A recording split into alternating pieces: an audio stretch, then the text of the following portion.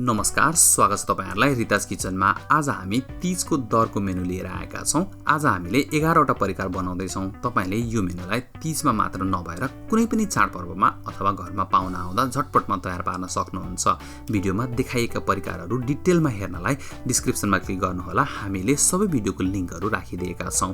यो मेनुलाई तपाईले नेपाली खाना सेटको रूपमा पनि बनाउन सक्नुहुन्छ। यदि तपाईहरुले हाम्रो च्यानलको भिडियो पहिलो पटक हेर्दै हुनुहुन्छ र हाम्रो च्यानललाई सब्स्क्राइब गर्नुभएको छैन भने अवश्य पनि गरिदिनु होला।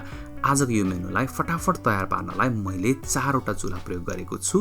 ल आउनुस् फटाफट बनाएर तयार पारौं। सबैभन्दा पहिला त हामीले आलु उमाल्न राख्छौं। त्यसको साथसाथै हामीले थोरै राजमा पनि उमाल्नु पर्ने हुन्छ। राजमामा थोरै नुन एड गरिदिनुस् र त्यसपछि ढक्कन बन्द गरेर 3 देखि 4 सिटी लगाइदिनु होला। त्यसो गर्दा राजमा राम्रोसँगले पाक्छ।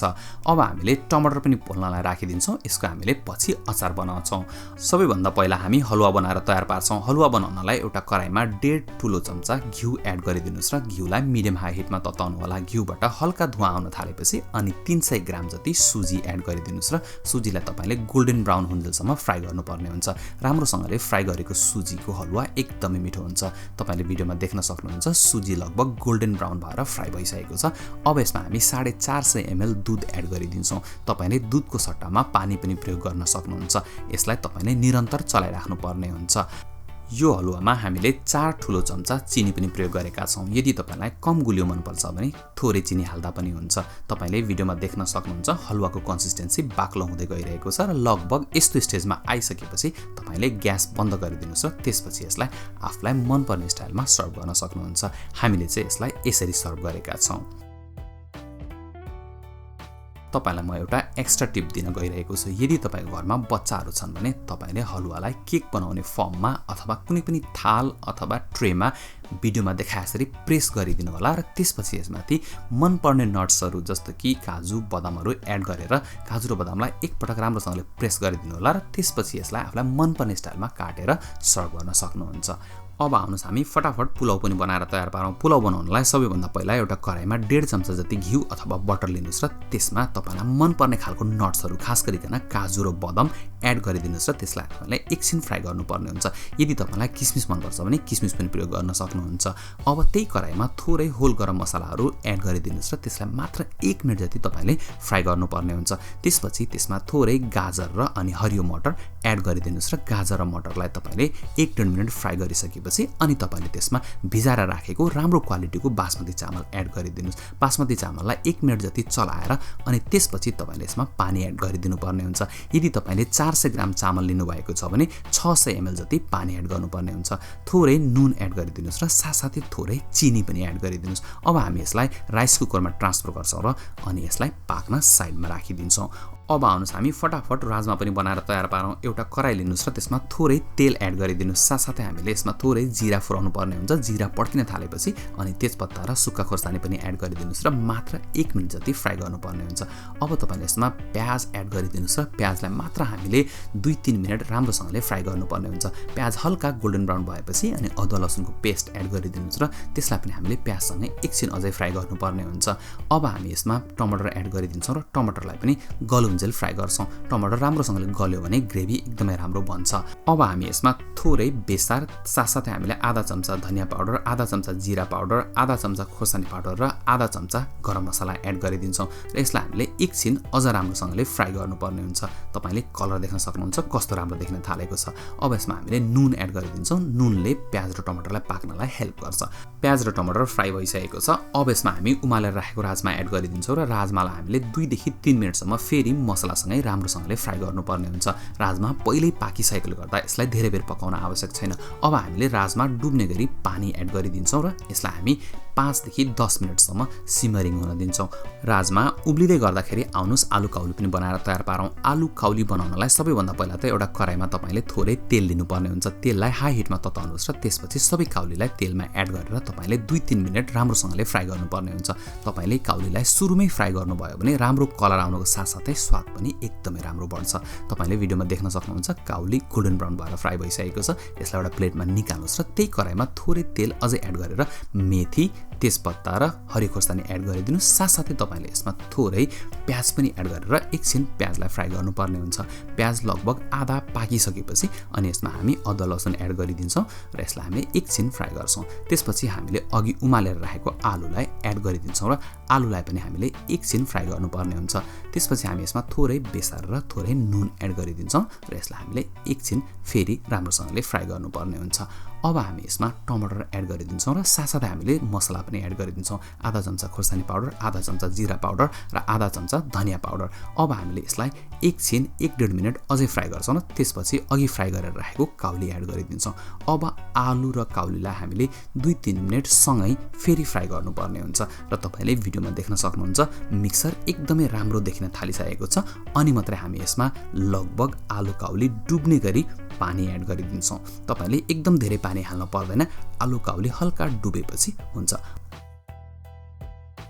अब आउनुहोस् हामी करेला पनि बनाएर तयार पारौँ। करेला बनाउनलाई सबैभन्दा पहिला त एउटा कराई लिनुहोस् र त्यसमा थोरै तेल एड गरिदिनु होला। तेल राम्रोसँगले तातिसकेपछि अनि यसमा खोर्सानी र प्याज हालेर हामीले खोर्सानी र प्याजलाई 2-3 मिनटसम्म राम्रोसँगले फ्राई गर्नुपर्ने हुन्छ। खोर्सानी र प्याज राम्रोसँगले फ्राई भइसकेपछि अनि यसमा अघि काटेर राखेको करेला एड गरिदिनुहोस्। करेलालाई तपाईले राम्रोसँगले फ्राई गरेर क्रिस्पी बनाउनु पर्ने हुन्छ, नत्र करेला एकदमै तितो हुन्छ। त्यसैले थोरै करेला हालेर अनि प्यानमा फ्राई गर्न सुरु गर्नु होला। अब यसमा हामीले थोरै बेसार र नुन पनि एड गरिदिन्छौँ र यसलाई हामीले अर्को 8-10 मिनट लो मिडियम फ्लेममा हामीले फ्राई गर्नुपर्ने हुन्छ। करेला फ्राई हुँदै गर्दाखेरि अब आउनुहोस् हामी कुखुराको मासु पनि बनाएर तयार पारौँ। कुखुराको मासु बनाउनलाई सबैभन्दा पहिला त एउटा प्यानमा 2 चम्चा जति तेल एड गरिदिनुहोस् र साथसाथै यसमा सबै होल गरम मसलाहरू पनि एड गरिदिनुहोस्। अब हामी यसमा प्याज र खोर्सानी पनि एड गरिदिन्छौँ। प्याज र खोर्सानीलाई पनि हामीले एकछिन यानि कि 3-4 मिनट हामीले राम्रोसँगले फ्राई गर्नुपर्ने हुन्छ। प्याज र खोर्सानी हल्का गोल्डन ब्राउन भइसकेपछि अनि हामीले यसमा काटेर राखेको कुखुराको मासु एड गरिदिन्छौँ। कुखुराको मासुलाई हामीले प्याज र खोर्सानीसँगै 5-7 मिनट अझ फ्राई गर्नुपर्ने हुन्छ। तपाईले भिडियोमा देख्न सक्नुहुन्छ मासुबाट हल्का पानी छुट्टिन थालिसकेको छ। अब हामीले यसैमा सबै मसलाहरू एड गरिदिन्छौँ र यो मासुलाई पकाएर तयार पार्छौँ। यदि तपाईले कुखुराको मासु डिटेलमा कसरी बनाउने भनेर सोच्दै हुनुहुन्छ भने माथि लिङ्क आइरहेको छ, त्यहाँ क्लिक गरेर हेर्न सक्नुहुन्छ। आज यो भिडियो मैले छिटो बनाउनु पर्ने भएकोले गर्दा मैले धेरै कुरा एक्सप्लेन गर्न सकेको छैन। अब हामीले टमाटरलाई गलुन्जेल पकाउनु पर्ने हुन्छ। तपाईले भिडियोमा देख्न सक्नुहुन्छ टमाटर लगभग गलिसकेको छ। अब यो कुखुराको मासुलाई हामीले छोपेर एकछिन पाक्न दिन्छौँ। कुखुराको मासु पाक्दै गर्दाखेरि आउनुहोस् हामी खोर्सानीलाई पोलेर तयार पार्छौँ। हामीले टमाटर पहिल्यै पोलिसकेका छौँ। खोर्सानी पनि हामीले पोलेर तयार पारेपछि हामीलाई टमाटरको अचार बनाउन कति पनि बेर लाग्दैन। तपाईले भिडियोमा देख्न सक्नुहुन्छ एउटा प्यानमा खोर्सानीलाई एड गर्नुहोस् र अनि तपाईले यसलाई एकछिन राम्रोसँगले पोल्नु पर्ने हुन्छ, तर डढाउनु चाहिँ हुँदैन। साथसाथै हामीले केही सुकेको माछा यानि कि ड्राई फिस, नेपालमा सिद्रा माछा भनिन्छ, सिद्रा माछालाई तपाईले त्यही प्यानमा राखेर एकछिन फ्राई गर्नुपर्ने हुन्छ। मात्र 2-3 मिनट राम्रोसँगले फ्राई गर्नु होला। हल्का कलर आएपछि अनि तपाईले सिधा माछालाई पनि एउटा प्लेटमा निकाल्न सक्नुहुन्छ। अब आउनुहोस् हामी पुरी पकाउन सुरु गरौँ। पुरी पकाउनलाई सबैभन्दा पहिला त आधा लिटर जति तेललाई हाई हिटमा तताउनु होला।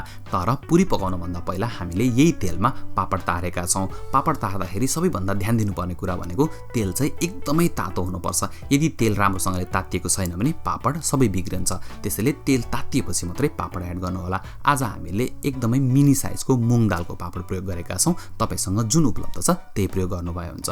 अब आउनुहोस् हामी यही तेलमा पुरी पनि छानेर तयार पार्छौँ। पुरीलाई हामीले पहिल्यै बेलेर तयार पारिसकेका छौँ। त्यसैले अब यसलाई हामी एक गरेर तेलमा एड गरिदिन्छौँ र मात्र एक साइडमा 30 देखि 40 सेकेन्डसम्म पकाउँछौँ। तेल एकदम धेरै तातो छ, त्यसैले पुरी पकाउन कति पनि बेर लाग्दैन। मात्र 30 देखि 40 सेकेन्ड एक साइडमा तपाईले पकाउनु भयो भने पुरी चाहिँ भकुन्डो जसरी फुलिएर तयार हुन्छ। यदि तपाईलाई पुरी तरकारीको डिटेलमा भिडियो हेर्न मन लागेको भए माथि लिङ्क आइरहेको छ, त्यहाँ क्लिक गरेर पुरी तरकारीको भिडियो डिटेलमा हेर्न सक्नुहुन्छ। हामीले सबै पुरी तरकारी पनि बनाएर तयार पारिसकेका छौँ। अब आउनुहोस् हामी आलुको अचार बनाउन सुरु गरौँ। एउटा ठुलो साइजको बल लिनुहोस् र त्यसमा सबै इन्ग्रेडियन्ट्सहरूलाई एड गरेर तपाईले राम्रोसँगले मिक्स गर्नुपर्ने हुन्छ।